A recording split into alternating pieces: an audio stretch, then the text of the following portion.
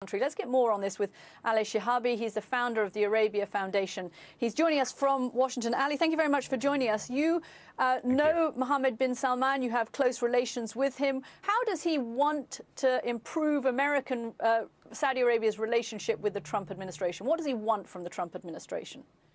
Well, look, Saudi Arabia always has to have close relations with an American government.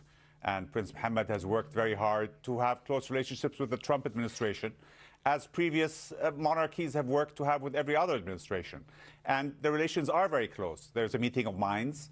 I think on things like Iran, Saudi Arabia and the US and the White House are on the same page.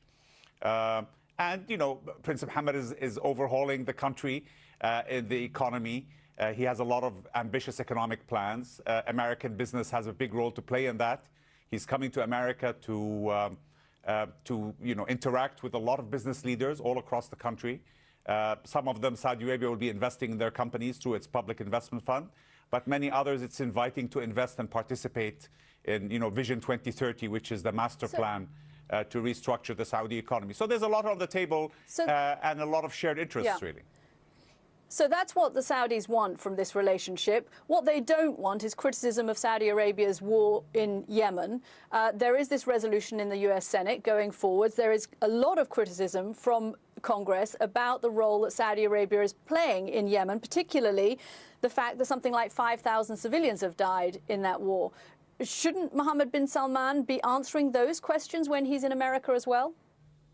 Well, look, this resolution in Congress, it's a bit of domestic politics getting mixed up with foreign policy, because also the senators are using that to try and restrict the War Powers Act and the power of the president to commit forces overseas. So they're really using this subject more to control the presidency than particularly focusing on the Yemen issue.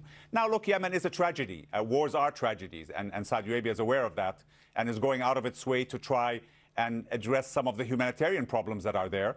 But Saudi Arabia's security has been threatened. It sees a militia allied to Iran growing on its southern border, and it felt it had to take action. Now, people who are not threatened or are far away from that border can afford to be more more judgmental about it. But I think if your security is threatened as a government, you feel you have a responsibility to act. And wars, unfortunately, always cause human suffering. Okay, Ali Shihabi, thank you very much for joining us there. Important visit, important issues.